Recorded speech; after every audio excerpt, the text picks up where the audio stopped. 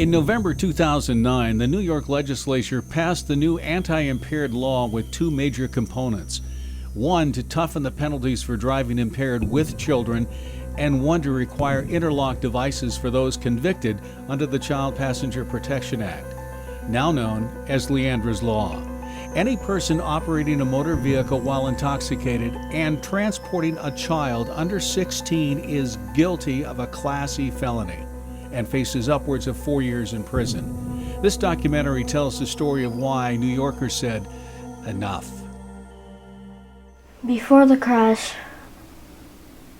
I knew something was going to happen, but I didn't know when.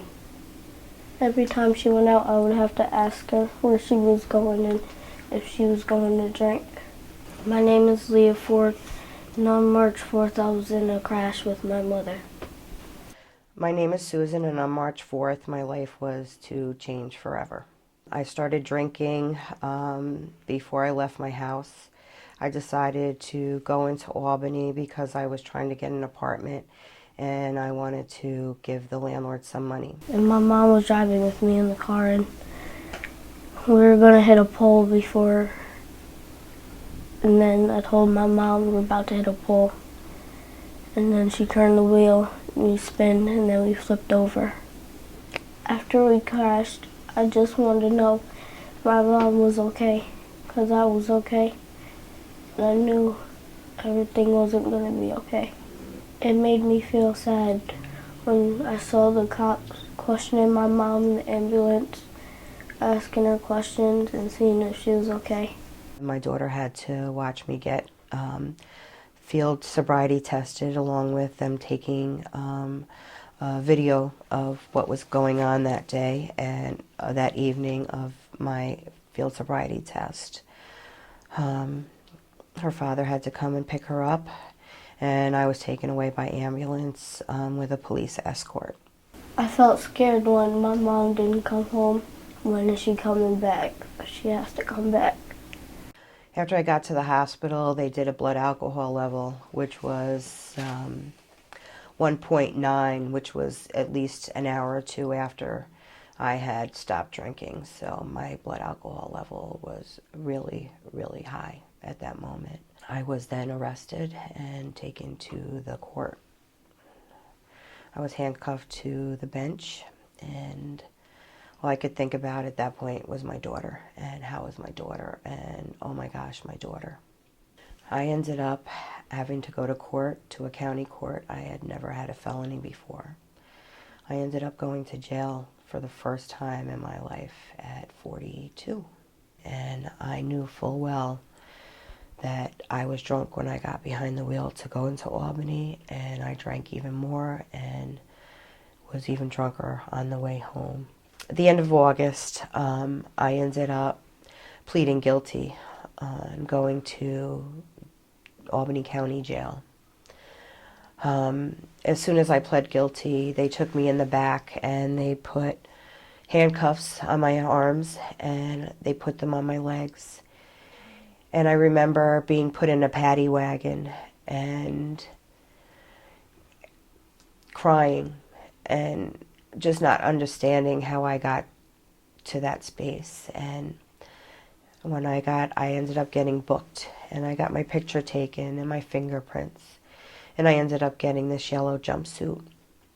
When my mom went to jail, it made me feel sad and scared because I didn't know how long till I was going to see her again.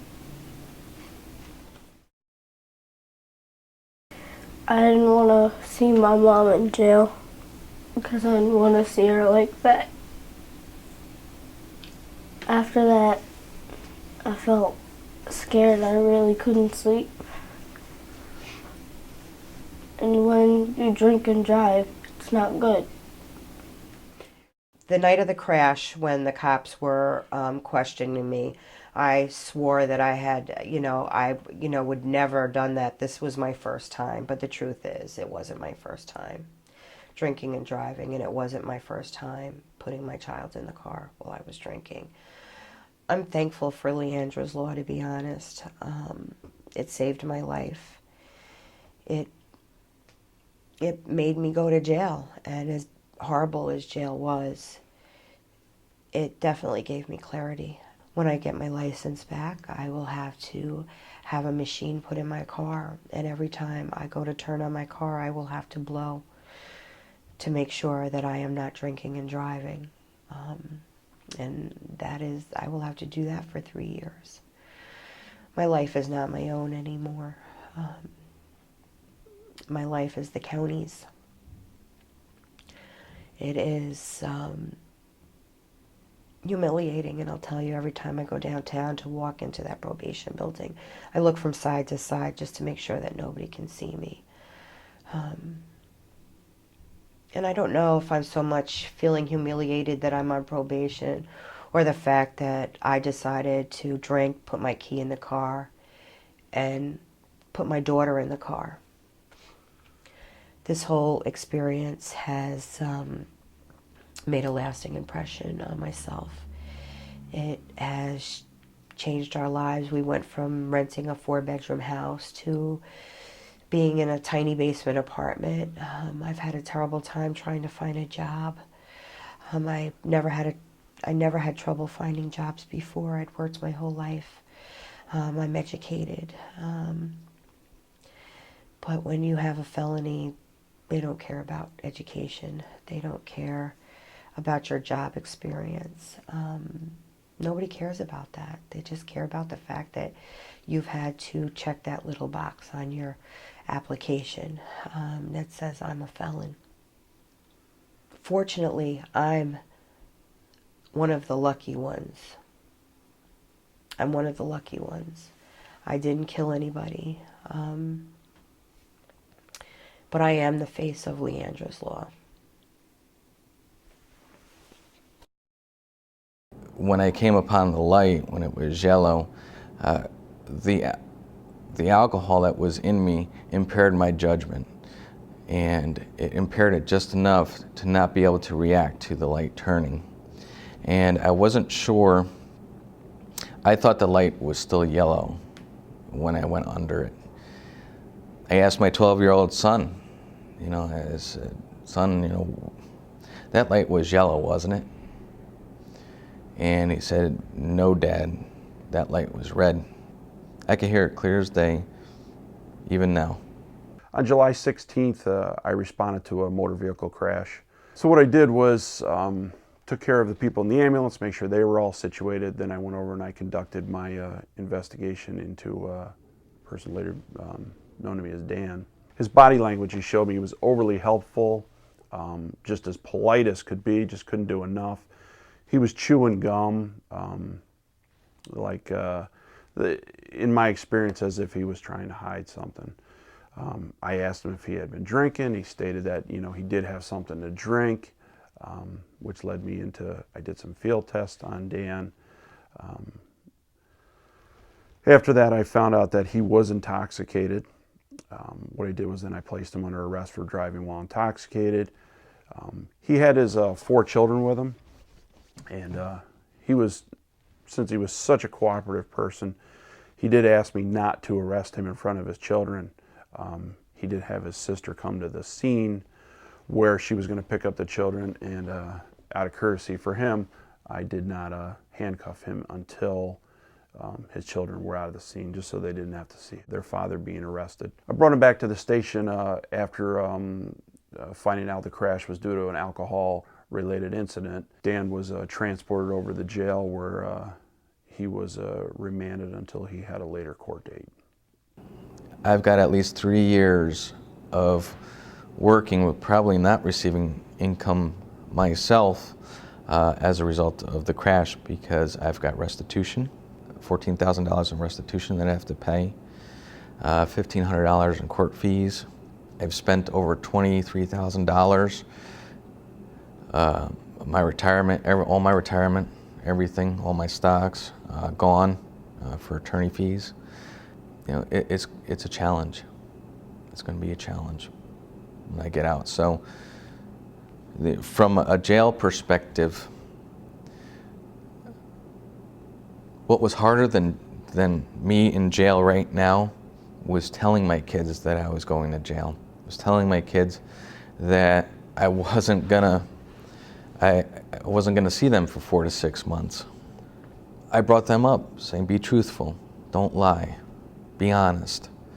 So for me, I had to be honest with them and let them know that I broke the law and these are my consequences. On my experience with Leandra's Law, I've made a few since the arrest of Dan. Other people in the department have made arrests concerning to Leandra's Law. One example we've had is we had an individual who was intoxicated, and then he allowed his young niece to drive the vehicle, who was also in the car, and they were below 16. So some crazy things, some different situations that go along with this Leandra's Law.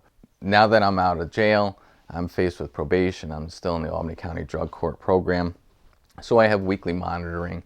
I have to call the automated phone system 7 days a week, where if my number were to be called, I have to go in for a random drug and alcohol screen. The thing with probation, though, is I'm not allowed to leave Albany County without prior approval. So, you know, as a result of my consequences. And anytime I went to see my kids, I would have to get permission. You know, I still hear people saying, oh, how cool it would be to, you know, go in jail and get that badge, you know, out of a correctional facility. And I can tell you firsthand, that is not one badge that I ever wanted to have. It is not a place that I would want anybody to go to. It's a bad place. Well, you know, it was supposed to be a weekend slumber party with her and some classmates and friends. And it actually started on a Friday. She wasn't invited. It just happened to be she walked her friend Kayla without my permission to Brittany's, where Brittany lives. And when they saw Leandra, they wanted Leandra to come. So I said, okay, but I'm going with you. I'm taking you because I want to meet Brittany's mom, you know. I know her father, I don't know her mother. So mother came down, you know, nice lady, you know, no signs of intoxication. She made an impression to me, you know, when I met her. We spoke, you know, she told me, hey, Lenny, your daughter's wonderful. I made her do some of her homework. She's hilarious, you know, she's sweet. I said, okay, you know, and I kind of explained to her again how I do things as a parent. And one of the final words that me and Carmen said to each other was, you know, she said to me, Lenny, your daughter's in good hands.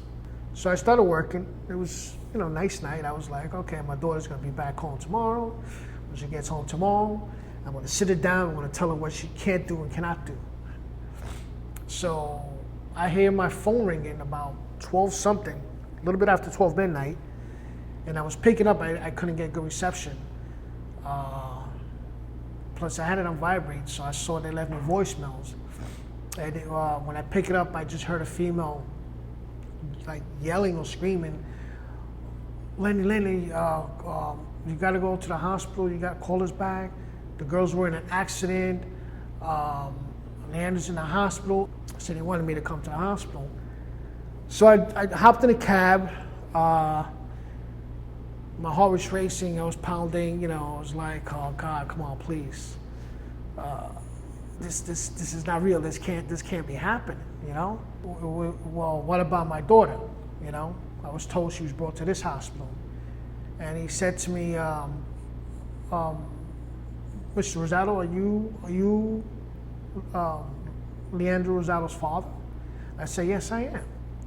I said, okay. Well, the child who was very sick, she didn't make it. And that was Leandra.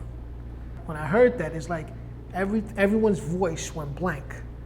I was like in another world. I didn't hear nothing. It's like shock just hit me right there. Because at that moment, you know, what was flashing through my head was my daughter was a joy into our life. You know, I had lost my sister 2 years before she was born, and when my daughter was born, it breathed a breath of fresh air into our lives, into my family. And my daughter was also considered a little mini Sandy, which was my sister, you know. So I'm like, when all this going on, I'm like, why? How can this be? This can't be. Come on.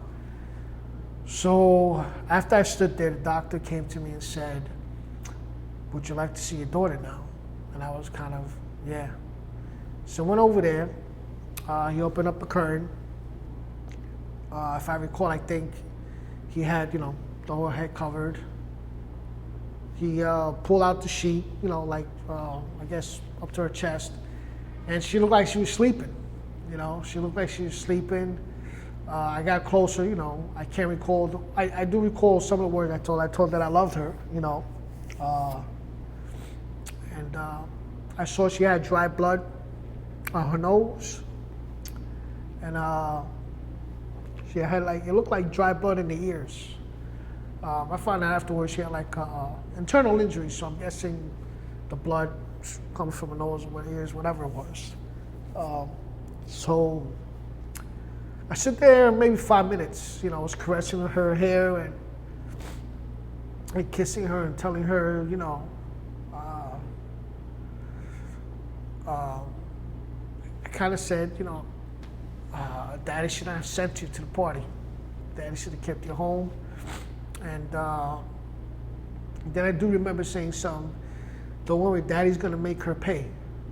And it was really strange because you figure, I just lost my daughter, so you figure that I would shut myself out from the world, you know? Leave me alone, everybody leave me alone. And what happened was I went, I got a picture of her and me, and I went downstairs. And I spoke to the media. It was one of them that told me what happened. They told me Carmen Huertas was intoxicated. She was, you know, drunk. And it caused the accident. And right then and there, it's like rage and anger hit me. But I do remember telling the media that, you know, I was going to be the one that was going to force and change the law of, you know, drinking with children in a car from a misdemeanor. I was going to make sure that we get into a felony. I was getting people, like I said, I knew Carmen and Ernest, and, you know, Brittany's father's name is Ernest, were coming to me and telling me, Lenny, Carmen has a history of doing this. She's a party girl. She goes clubbing, you know, on the weekends. What do you think she does at the club? She drinks, and she would drive the car home. And I said, really? And that got me more angry because I'm like, okay, if people know that this is who Carmen is, then on that night, why is Ernest, Brittany's father, allowing Carmen to drink? You know, what angered me too is my daughter had a lot to live for. She was only 11. You know, my daughter wanted to be, you know, when you're young, you're not sure what you want to do, you know, but you have a certain visions. You know, my daughter wanted to be an actress. She wanted to be a singer, a dancer. She even wanted to be a veterinarian, you know. My daughter was, like I said, a very talented child. She enjoyed drawing, singing, dancing. She was, for a young girl, she's very compassionate girl. She always was concerned with her other friends. I love my daughter, and my daughter's death is not going to be in vain. This has to stop. And I don't know if I'm going to do it, but I'm going to tell you something. I want to go to Albany, and they're going to hear me, okay? And when I go there, I'm not leaving there until I get a result, you know, that we turn this into this misdemeanor nonsense into a felony. We sat in a room, they put on the table, it says, Mr. Rosado, look, we're willing to make it a felony with the initial interlock, but at the, not at the 0.08 that I wanted. They wanted it to put it at 13. No, I didn't call it. I said, at 13? So they're still saying, get out there, get pissed drunk, and if you kill or hit somebody, you'll get charged a felony. So I got up and I slammed his hand and said, no. You're telling me then it's okay for people to get pissed drunk still? No. Carmen Huertas was 0.14. Now you wanted a felony at 0.13? So what you're telling is, hey, go out there, keep drinking. You know, but if you get in your car and you kill somebody, you got kids or whatever, 0.1, you'll get charged with felony. I said, no, I wanted at 0.08. Heading home, Facillo's aide calls us. They want you guys to come back tomorrow. Sandy's gonna put it on the floor. Okay? So we were getting tired of going back and forth. It was a 3-hour ride. So we went, Sandy put it on the floor. They went around. It was passed. It was voted unanimously also, like 44-0. You know, November 18th, it was officially signed, and the law went into effect a month later, December 18th. And I remember coming home, on the drive home. I called my mom. When I was on the phone, I started crying. And I said, Mom, we got it. We did it. You know, we did it for Leandra. The law is signed. It's Leandra's Law. And I remember bursting down the car, and Mickey Acevedo was there, Barbara Medina, you know, all. I think we pulled over for a bit, and I kind of let it all out, you know, and I told my daughter, we did it, you know. To put a child in your car, knowing that you're a parent. Your job is to protect your child. And you're gonna go have a few drinks, then go pick up your child. And that's, to be honest with you, and it's harsh what I'm about to say, but when you do that, you're actually telling me you're not only irresponsible, you're reckless, okay? And you're a child abuser, because you're endangering the welfare of your child by having a few drinks and then getting them in the car and driving. Okay, you're endangering the welfare of your child. Okay, you know, I've lost my daughter, you know, as each year goes by. I say to myself, this better not happen again. You know, this may sound kind of weird, but I'm saying, I hope my daughter was the last victim. I hope she was the last victim here, at least for the state of New York. Okay, I hope she's the last victim, the last child. Their life was taken due to an intoxicated parent. Lenny Rosado, the father of 11-year-old Leandra, remembers walking with his daughter and her friends from the party because the girls wanted to go for pizza. She asked him for $5, and as they were leaving, she asked for another $5 because her friend had no money for pizza. She said, I love you, Daddy. Lenny said, I love you too. That was the last time he saw Leandra alive. Earlier, he had gone to the party to meet Carmen, who was driving the girls home. Carmen was Leandra's friend's mother. The last thing Carmen said was, Lenny, don't worry, because your daughter is in good hands.